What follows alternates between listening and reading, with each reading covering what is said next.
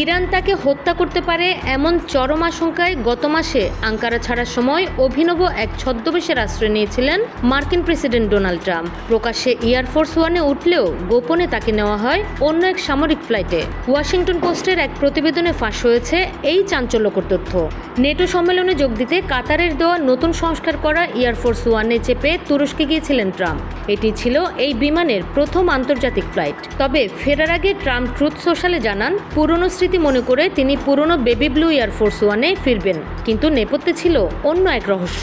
Washington পোস্টের নথি অনুযায়ী গণমাধ্যমের ক্যামেরার সামনে ট্রাম্প পুরনো এয়ারফোর্স ওয়ানে উঠলেও গোপনে এক ক্যাটারিং ট্রাকে করে তাকে মার্কিন বিমান বাহিনীর ছোট উড়োজাহাজ C-32A-তে সরিয়ে নেওয়া হয়। ইরানের গুপ্ত হত্যার বিশ্বাসযোগ্য হুমকি থাকায় নিরাপত্তা সংস্থাগুলো এই নাটকীয় ছদ্মবেশের কৌশল নেয়। বিমানে থাকা সাংবাদিক ও হোয়াইট হাউসের কর্মীরাও জানতেন না ট্রাম্প অন্য বিমানে আছেন।